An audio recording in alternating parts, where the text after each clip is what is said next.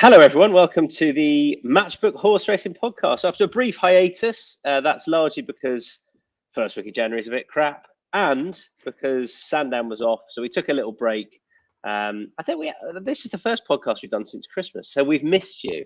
And my God, I've missed Steve Jones, who's back. I've missed How are you you, Steve? as well. Yeah, brilliant. Thanks. Nice to see that you're on a 60s film set in the telephone exchange. So all ready to go. I can plug you in if I want. Look, I can be like, doo, doo, doo, doo. I mean, if you're only listening to this, that's a pointless segment of the podcast. So apologies. Yeah. Dan, overall, you're back where the magic happens. How are you? I'm very well, thank you. The last time we were on here, Hewick managed to win a King George, so I'm still living off the back of that and will be for the next few years. So I couldn't be better. There you go. I thought you were going to say the last time the magic happened was, and I was quite worried because no. Legend. That would be an early start for us to go downhill. It will probably go downhill at some stage, but keep it classy for the first 5 minutes. Yeah. I like the fact that Dan Hussey has said no Tornado Flyer, which is a reference to when I put up Tornado Flyer at a bigger price to win the King George. And I love you, Dan, for that. So thank you so much. And that's very true. But there we are. You were right. And Hewick winning the King George was frankly never in doubt, was it? No, always travelled well, very confident in behind. Yeah. It was a certainty after about 3 fences. I was working on the day with James Millman, and as they turned for home, I literally said, all this talk about the outsiders in the King George, and it's a fucking 3-horse race. Genuinely. And then bang, one of the outsiders went and did it. There we are. Good. Should we get stuck into the preview? I'm going to remind you to like and subscribe if you're enjoying our content. Why wouldn't you? Well, don't reply to that if you don't. If you like and subscribe, it makes every podcast we do very accessible for you. So it's well worth doing. Whatever sport you like, there's plenty of sports previewed out there, including the Premier League stuff, which is no doubt back this weekend. Right, we're going to get stuck straight into the previews. And I'm that on the ball that I can't remember. Oh, yes, the Temps qualifier, the 1349. Absolutely. I knew that's where we were starting. I'm a no bet here because I find that if I look through my history of backing Temps qualifiers winners, they're very thin on the ground. So I struggle. Steve, what have you got for us? Yeah, I can't say I'm totally enthused by it. And this is kind of what sums up British racing. These races, these per Temps qualifiers used to be hugely competitive, and there's 8 runners in this one, and I think it's quite pathetic. And if no one's worried about the size of the fields, well, best of luck to them. But Jay Freud, I think, has got a good chance. A horse who goes pretty well on testing ground. It wouldn't be one of my stronger bets, but it's still relatively well handicapped. Certainly a couple of 3 years ago went through a real purple patch and went right up in the weights. Has come down and down and down, had a spell over fences, seemed to be on the way out. And then this season, certainly Laura Morgan seems to have got this horse back to somewhere near his best. And that makes him pretty well handicapped. He won at Leicester when he made all the running, and he was second to a really informed horse called Classic Concord at Chepstow on Welsh Grand National Day. That just shows you that he does cope very well with testing ground. He likes to go from a prominent position, and I think there's every chance that he just might keep galloping, and that might well be enough. So, yeah, small stakes, Jay Freud. And I think he's about something like 9.0, 10.0, something like that. So I thought that was quite a good price. And that was my reason, really, rather than having any huge, strong fancy. I thought the price was wrong. Okay, fair enough. Good stuff. And Dan, what about you? Yeah, I'm like you. I'm a no bet in this race. I think the Temps qualifiers this year have just been dreadful. Like, we are probably in for one of the worst handicaps you'll ever see come Cheltenham in March, because there's just been nothing really of that much interest. There's like a couple of Irish horses, but I mean, the fact you've got a Gordon Elliott trained favourite for a Temps qualifier who's currently off a mark that will probably get you into the final anyway shows you what this race is all about. Won't touch it from a betting perspective, and I really struggle to see many of these have a chance come March anyway.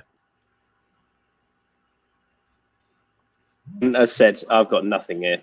Too filthy difficult for me. Moving on to the 224. So again, not ultra competitive, with just the 5 in it, but it's the Hampton Novices Chase. 3.25 for Broadway Bob. Grey Dawning is 4.5. Apple Away is 4.5. Then bigger prices. Dan, I, like you, was pretty simple Broadway Boy here. I was really impressed with what the horse did last time, and he's been given the classic Twiston Davis route. Just don't worry about the festival, but just run him. And I thought he'd take some beating. Yeah, you know what you're going to get with him, really. He's been the horse of the season for me in terms of the horse I've just warmed to. I put quite lofty expectations on him for a while now, and so far he hasn't let me down.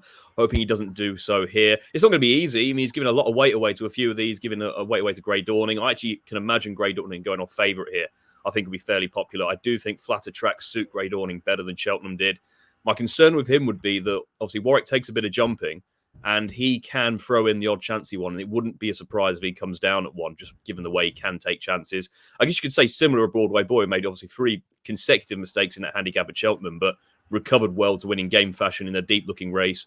Obviously, a mark 150 puts him up there in the top echelon of staying novice chasers we've seen so far this season as a novice. I think he's got the same rating as Stay Away Faye. You know what you're going to get from him. He'll go from the front.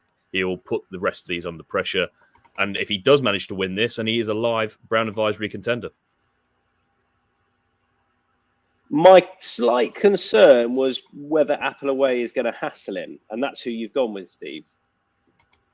Yeah, I just don't think that. I think if Broadway Boy is able to give £12 to Apple Away, then he's going to be pretty good, because she's very good, and she ended last season. She progressed all the way through last season, ending it with the Grade 1 win in Aintree in the 3 mile Sefton Novices Hurdle. She was also in the Toy Town at Wetherby over shorter, but they've decided to stick up to the 3 mile distance. It was 2.7 last time when she won very easily at Leicester.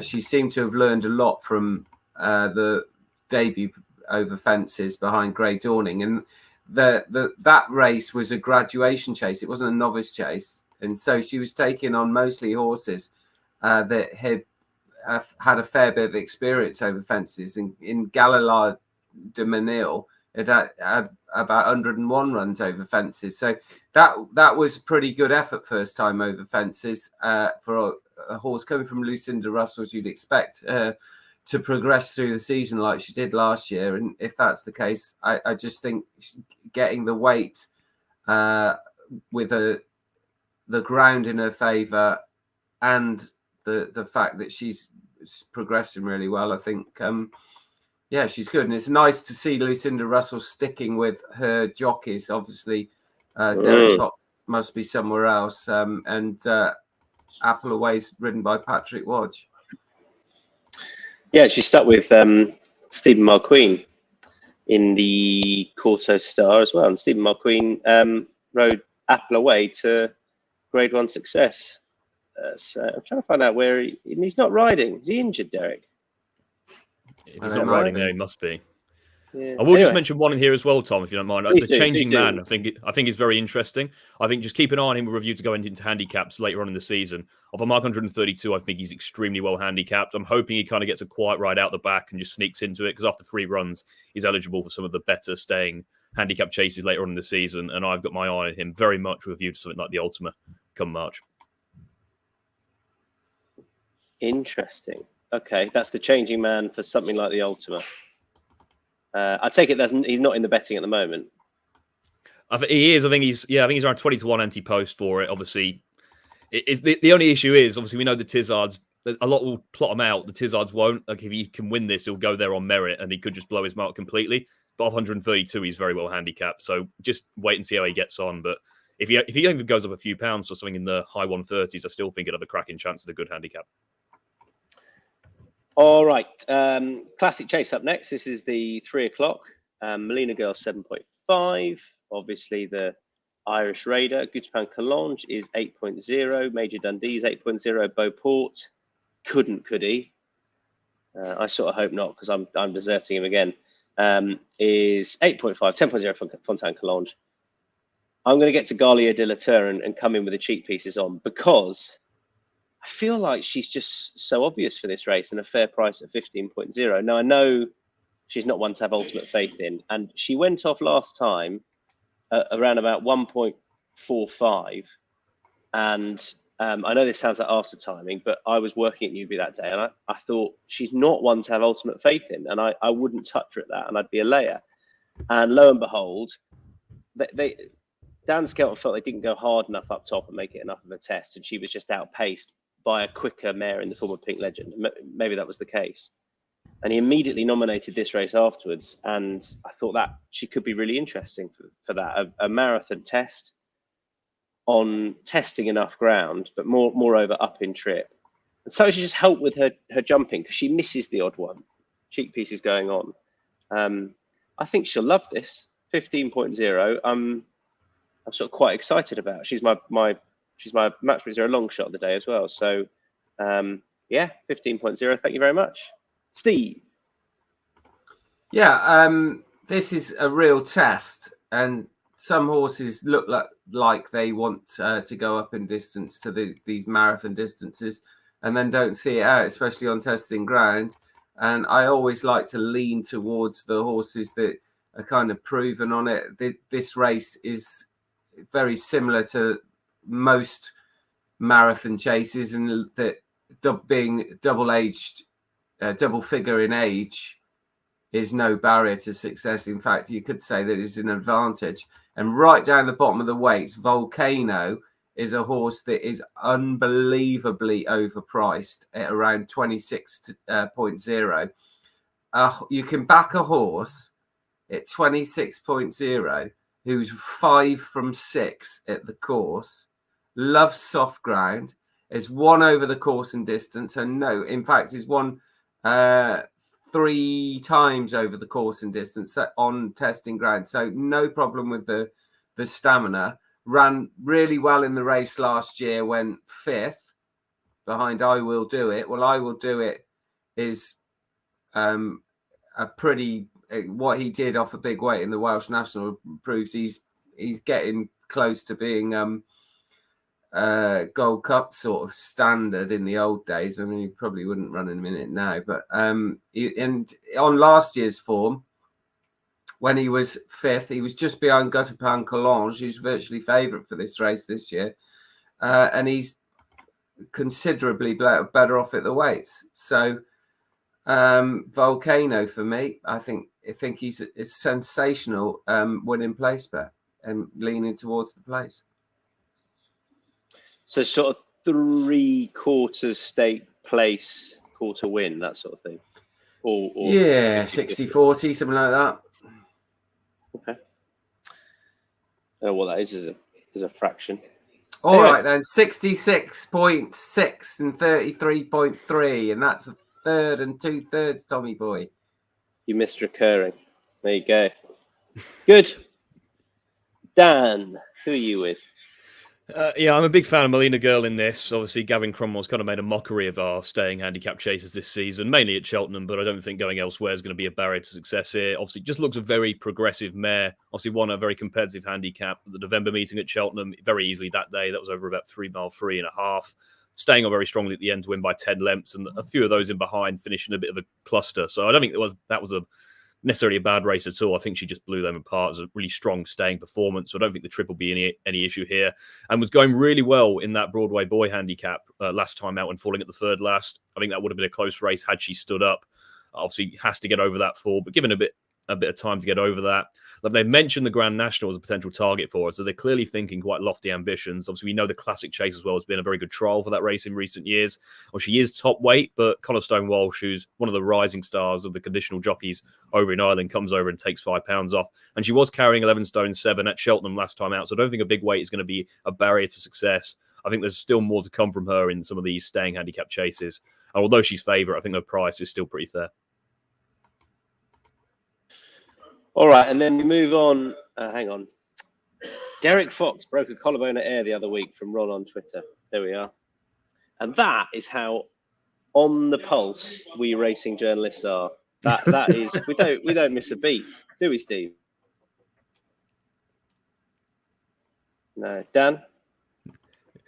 Saw that there, didn't you? Yeah, no, yeah. It's clearly just escaped my memory there for a minute. Yeah, we are on the ball. I thought it was a bruise, but there we are. So Yeah, see, You'd be Derek right, Fox. wouldn't you, Tom? I'm assuming Ron is Irish. Do we think? Because he says Derek Fox broke collarbone at Ayr the other week there. So the He there at types the in end Irish. suggests. Yeah, he types in Irish. He's Scottish. Okay, Scottish. Very good. Well done, Ron. We know nothing.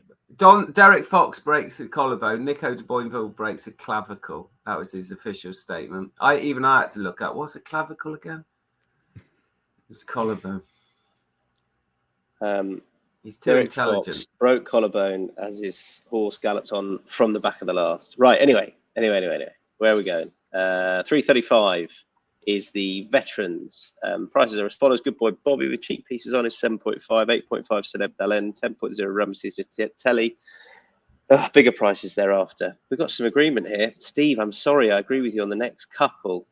I thought, well, Lord de Menil is just crying out for a step back up in trip. Lily Pinching gets on well with him. Yarder in good nick. Didn't mind 12.0.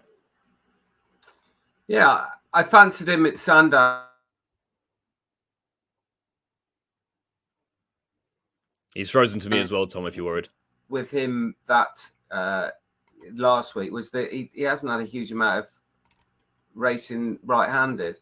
And so going to Warwick, he's only going to get better. I was amazed that this horse was able to run so well when second to Cepage at Cheltenham in December, because he's got no pace, this horse. And he loves the testing ground that it was at Cheltenham, but he's got no pace. So the fact that he was able to finish so close over 2.5 or 2.4 and a bit, I thought was great, because going up to this sort of distance is going to suit him down to the ground. He ran in the Classic Chase. I think he was second or third favourite for the Classic Chase this time last year. And although he finished right at the back, that he's come down in the weights a tad since then. So, I think he's always been a dour stayer for me. So that run last time could be certainly upgraded. So, yeah, Lord de Menil. I would just like to welcome everyone along. Trevor and Helen are having a nice old chat. Alex is along. I assume Peter would be here as well. But it's great to have Helen back chatting. And she says she loves the Classic Chase. Godsmith Judge came second to this en route to a Scottish National. We're talking about Alan King's horses. Helen's a great font of information out there on social media. So welcome back. And she's a huge Michael Deasy fan as well. So we long live the Dease. That's what I say. Dan, who are you with? Yeah, I think it's great they got this race back on, because it is a bit of a feature of the season, really. Obviously, a lot of these horses have their season basically mapped out around this race. So fair play for getting it back on. I don't think it's a race you can have a massively strong opinion on, because realistically with these veterans, any of these could bounce back to form and it wouldn't be a massive surprise. And you can make a case for pretty much all of these being well handicapped on certain pieces of form. But I was willing to take a chance on Mill Green, who's a remarkable horse, really, given how well he's been running at some of the major festivals in the most recent years, mainly over hurdles. Was he third in back-to-back Temps finals, despite his ever-increasing age? It was only a fifth start over fences, this will be. And I thought he shaped pretty well when qualifying for this race, when second to Thomas Darby. The winner that day had a very easy lead, got a very easy time things out in front. He just couldn't close on him. But he's £4 better off for that 2-length defeat as opposed to that rival. I think a bigger field is going to help him in this occasion, set a stronger pace, because he is one of those, a resolute stayer. He'll be staying on at the finish, if nothing else. And I think he's a reasonable enough price at around 13.0. But it's a very competitive race. But if any horse deserves a big win and a reward for his consistency over the last few seasons, it's got to be Mill Green. Before we move on to the not so significant matter that is Kempton and the racing there, I want to remind you about the Cheltenham podcast, which is up, the Cheltenham Trail. It's episode 6 of it. And this is the Christmas review in a couple of parts. Part 1 of the novices in the main that ran there, and also some anti-post selections as well. So episode 6, the Cheltenham Trail. That's with Don McLean, hosted by Dan Huston, with Matt Toombs as well, a resident Cheltenham expert. Matt, who incidentally thinks that the real Wacket is overpriced for the Gold Cup at 70.0 plus, 71.0 plus, the real Wacker for the Gold Cup. Steve, I'm getting the impression you love that selection. The real Wacker, well, he's a big price, isn't he? He is a big price. And let's not forget that the what do they call that race these days? The Brown Advisory Novices Chase. That's got a good record of throwing up, going right the way back. Good record of throwing up Gold Cup winners, but and the form is just rubbish.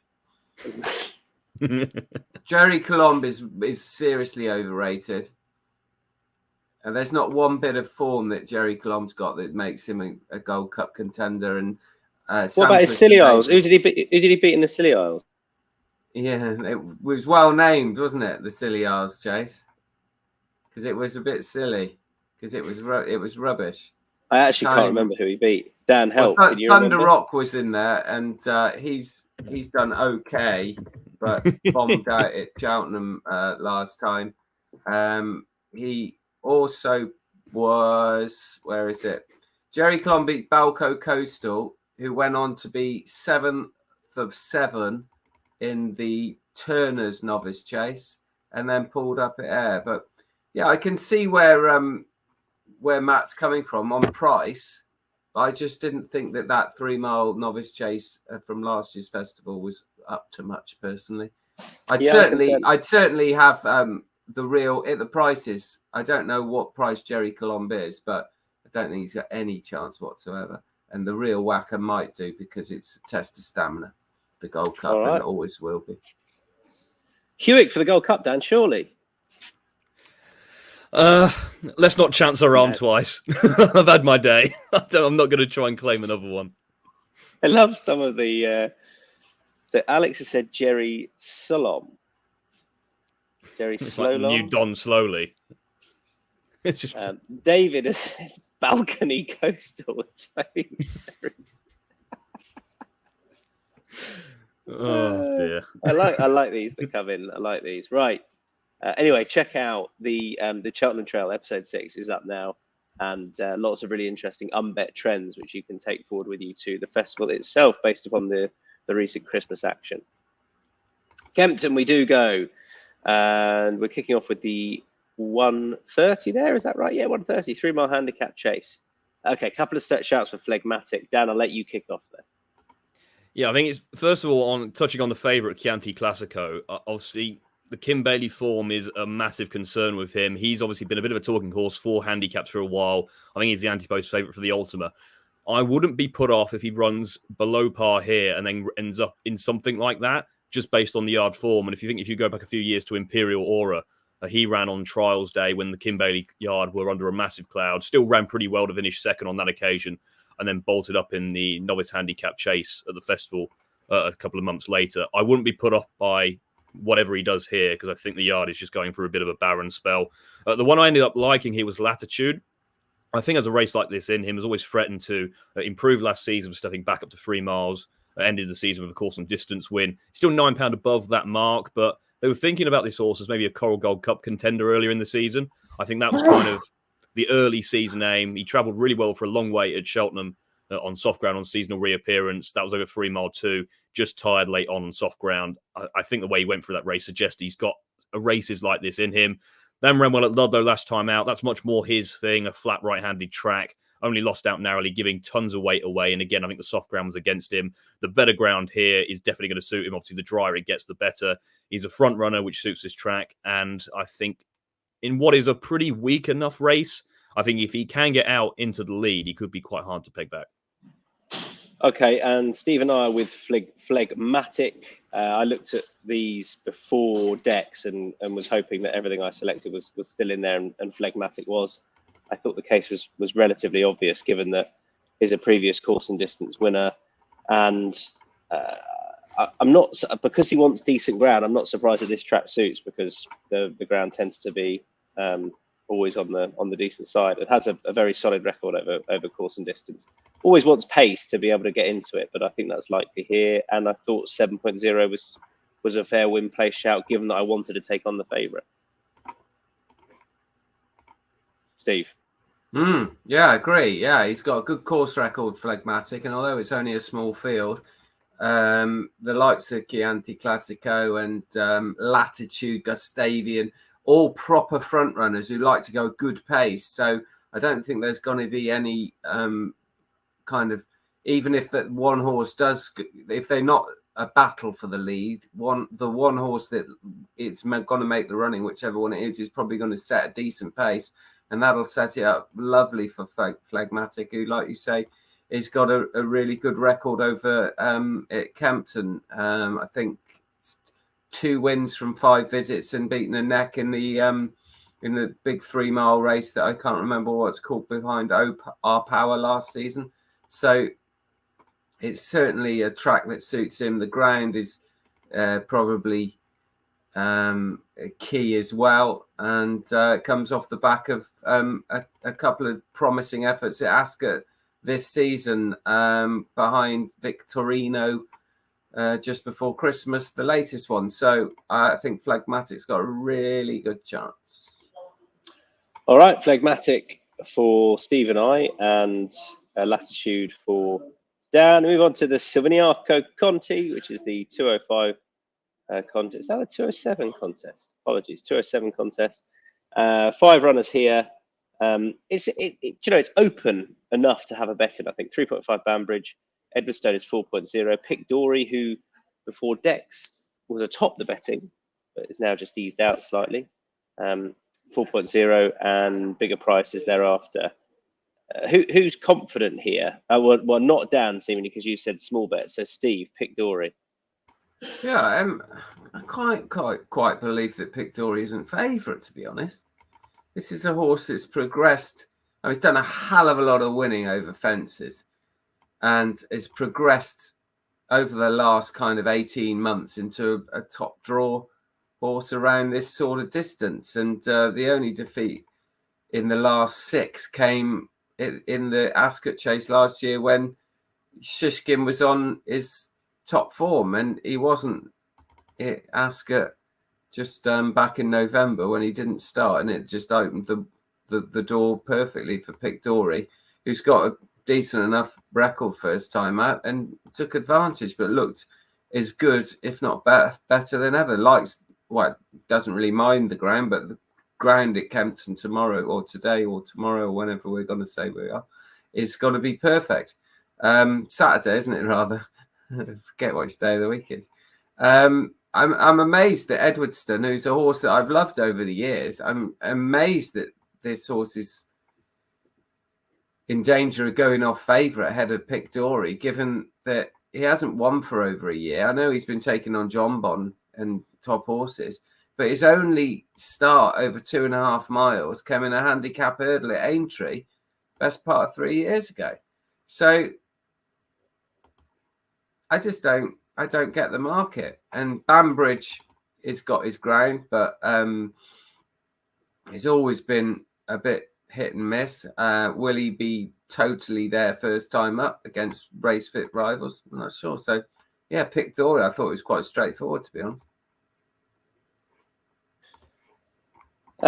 Yeah, I've had a late change just on prices, and now I agree with you. So, thanks for that.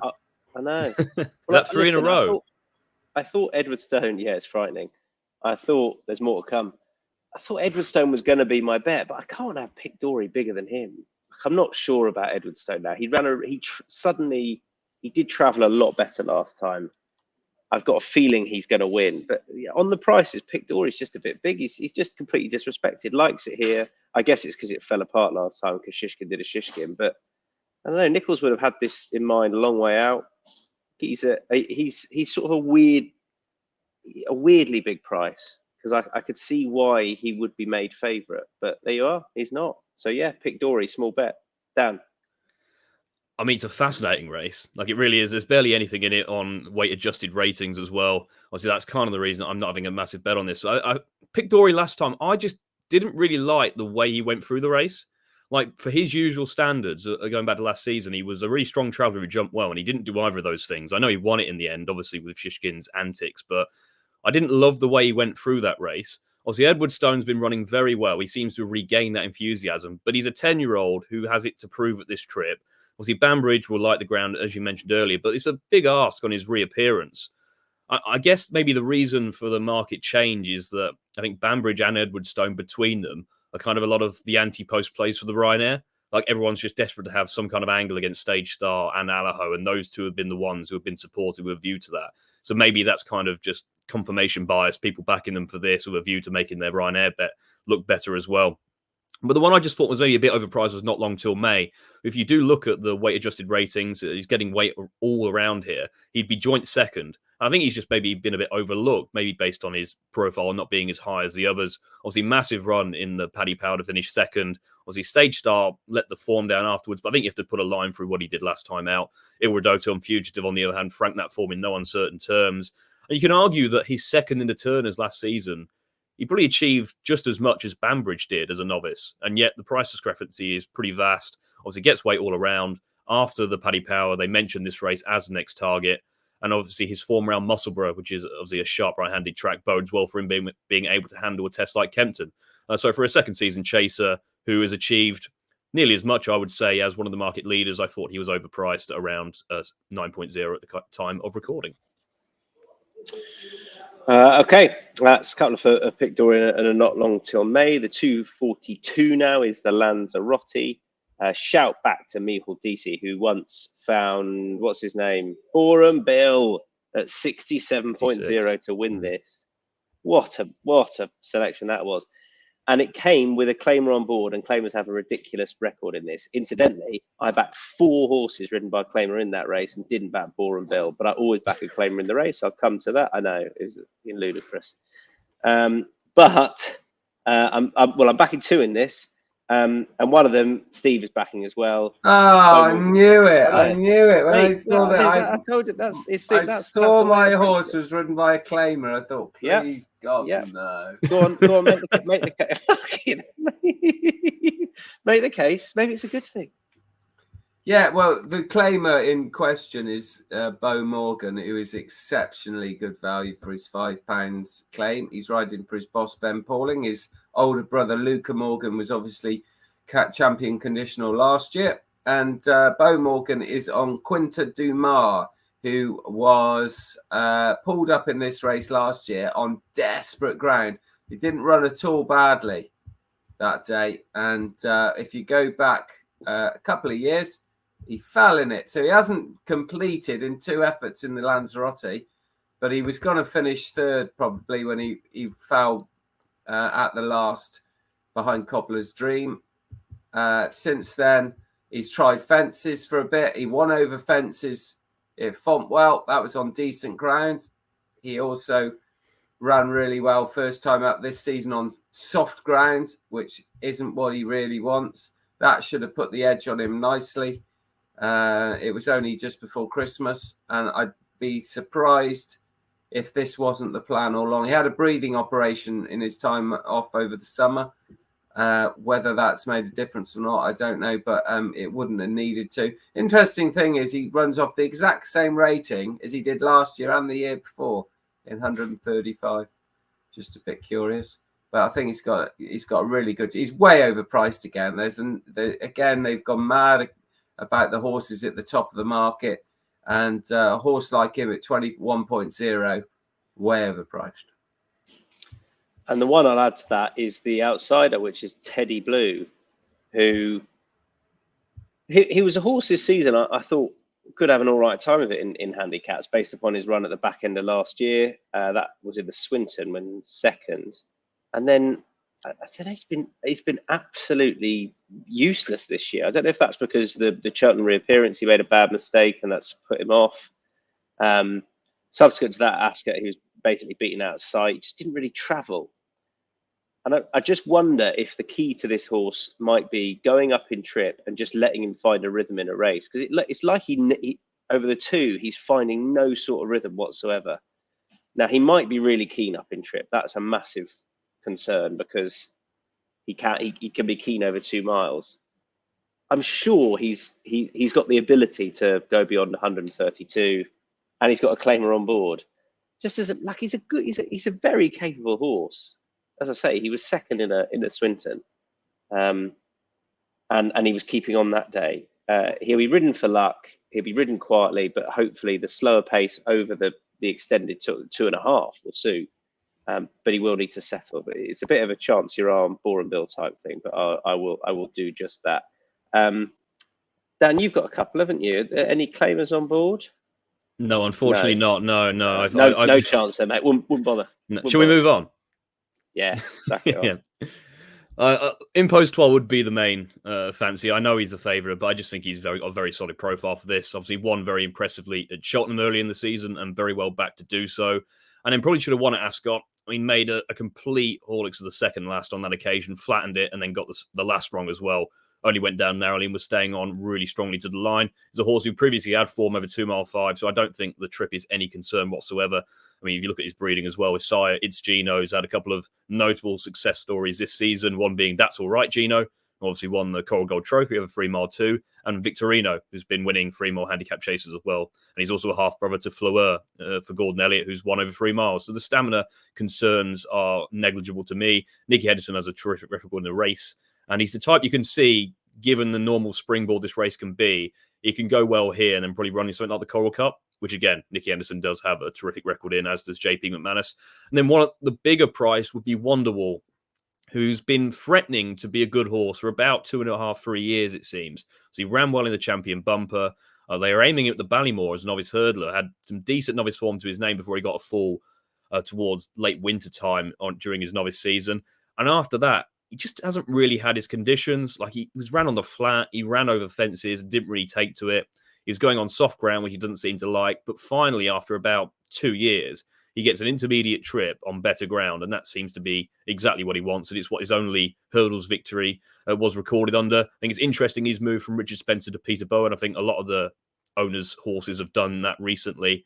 I think, is it PJB? I think the other one, I think, has recently moved as well. I mean, I think Peter Bowen's an excellent target trainer, so it wouldn't surprise me if this has been a bit of a short-term plan since he's moved over.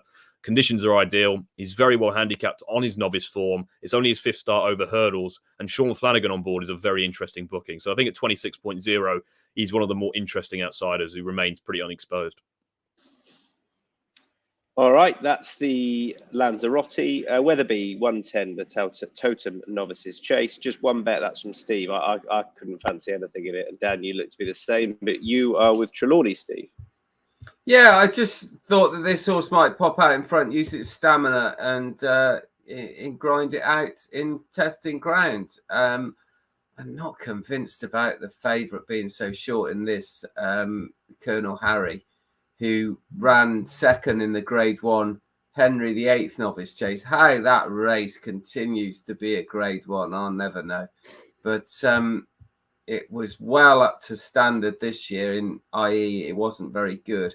I mean, he might win, but he's way too short. And Trelawney ran third at Cheltenham over 2.5 last time from the front, was taking on Ginny's Destiny up front all the time, and probably that just paid in the closing stages for a horse who wouldn't be as quick as the other two. But what he's done over fences so far is what he's done in his career, rather, is really good. He was 3 from 4 over hurdles, and he won on his chase debut, and then stepping up in class last time, he ran really well. So, yeah, Trelawney for me.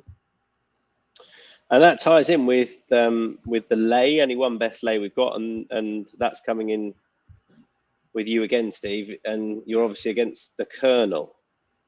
Yeah, for that reason, if the Colonel is, I was just trying to search for this horse's price. Who's at the Colonel? The Colonel's price. That 2.38 was it? Something like that. Yeah, exactly that. Exactly that. Yeah, he's got a shade of odds on. So if he's odds on, I should take him on. What are you laughing at? That's so good. Well, we've just quoted him as 2.38, Steve. What with Matchbook? Colonel Harry, yeah, but that's fine. Well, I'm surprised at that because the books have him at shade of odds on. There are some out there who have him as so if you want to back him, maybe back him with Team Matchbook, but you don't. Definitely. You want to lay him, but you're not going to be able to lay him with Paddy's. Anyway, I know you'll be able to lay him because he'll be a lot shorter than that if that's the case. It's, I'd say this is the very early stage of the matchbook market. Alex Jeffrey. No, that's right. Alex Jeffrey says, are there any matchbook Cheltenham evenings this year? And the answer is there's going to be, yes. There'll be an online anti-post preview and also an online preview 2 days before probably on the Monday and on the Wednesday. But there will be an anti-post matchbook night about 2 weeks out. It's not confirmed yet, but we'll let you know. Fear not, it'll be there. Next, we're going with any other bets on the day. Just you, Dan, I think. Yeah, and it goes at the 12:40 at Warwick at Donica, who's pretty progressive this season. I think he's just bumped into a few in his last recent starts. As they beat Artistic Endeavour at Chepstow early in the season, that horse has gone on to frank that form by running very well in some good handicaps. And this horse has done the same. He was second to Impostoir at Cheltenham in November. No match for him, but ran admirably. And then he was third in a 0-140 at Cheltenham behind Go Dante. Again, plenty of horses rated around 130 in there. A very decent handicap for that kind of grade. Drops back into a 0-120 here. Opposition is nowhere near the caliber. Still on an upward curve, and he should be capable of winning a race like this of his current mark, 117. I want to just to mention a couple of horses, although they're not official bets because I don't have any prices. But just a couple of horses to keep an eye on. One is Romeo Coolio, who I believe is running in the 3:42 at Fairyhouse. If he's been declared. Yeah, I think he has, yeah. He has, good. Right, Romeo Coolio was a point winner for Gordon Elliott and someone who I think Dan and I both know, who is a very, very well-educated Gordon Elliott horse punter, if that makes sense. Basically, he's got an angle on a few Elliott horses, and this is one that's been noted up. So I think he's worth keeping your eye on, who's running in a bumper, Romeo Coolio. He's given me a few this year, and goodness me, he's been very accurate. Who else have we got? Romeo Coolio was one of them. Etalon's another one who is in the 12:05 at Warwick. Why are we laughing at Etalon, Dan? Well, one of mine to follow from the season, but have you seen the race? Oh, there's only two in that. Yeah, there's only two in that. Again, I haven't checked X. Right, great. Okay. Yeah, that is a fast race. What's happened there? Yeah, right. Okay. I know. That's an absolute, and it's a handicap. There you go. A Premier handicap. Welcome to British Racing. Yeah, it's a fast. That's extraordinary. It's unbelievable the way this sport has been run at the moment. Anyway, we don't want to go down that route, but this is a novices handicap chase. The point being with Etalon is he's gone up 7 for that win last time, and I think he was better value than that, and I still think he's well treated. But a 2-runner race is, I don't even know what to say about that. Right, that's ridiculous. What I'll do next time is I'll check declarations before we come on. The other horse I wanted to mention, there's no price on in a big field, thank goodness, is in the 12:35 at Wetherby, and that's São Carlos for Ollie Murphy. I think he's pretty well regarded. He'd have gone a lot closer last time at Lingfield when if he'd jumped a little bit straighter, but he was just a bit novice-y, and I worry that he'll be a short price favourite for this. I haven't looked at the depth elsewhere, but yeah, if he's a half decent price, sort of 4.0, 5.0 bigger, I'd be interested in him. So São Carlos, I think, is another one, maybe for your trackers or just to keep an eye on. I'll note all these down, and I see that Dan Hussey has put Etalon in the 12:05 at Warwick, and I'm just going to delete that straight away because I can't put that up in a 2-runner race. That's a shocker. You know what will happen as well, don't you?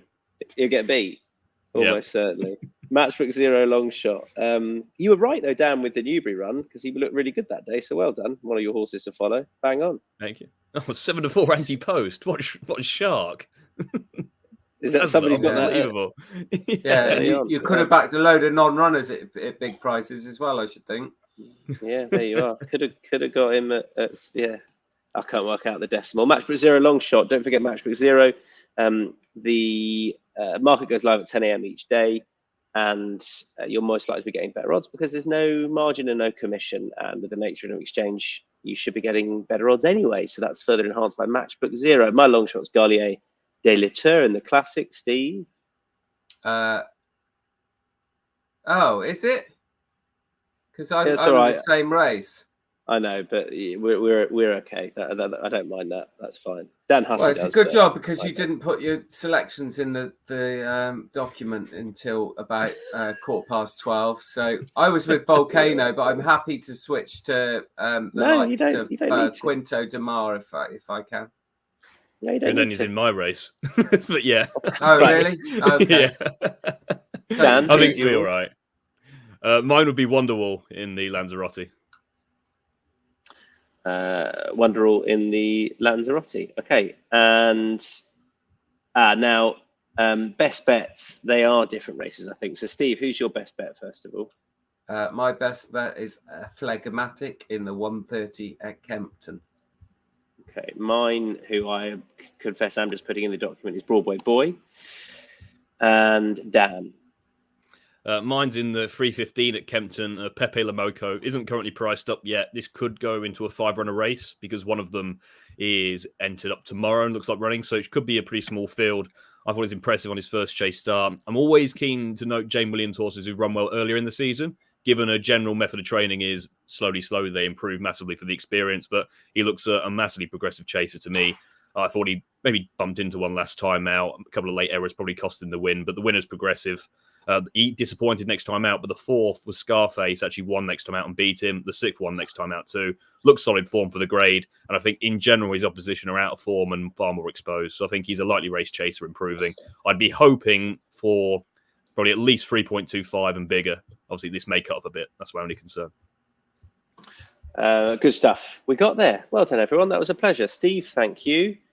Dan, overall, thank you. And thanks to those of you at home for listening. Don't forget to check out the Cheltenham Trail, episode 6. There's lots of reasons to do so. Don McLean's got a Gold Cup bet in there as well. We mentioned the other horse that's been put up on that podcast with Matt Toombs a little bit earlier on. And like and subscribe if you enjoy our content. We hope you do. Bye-bye.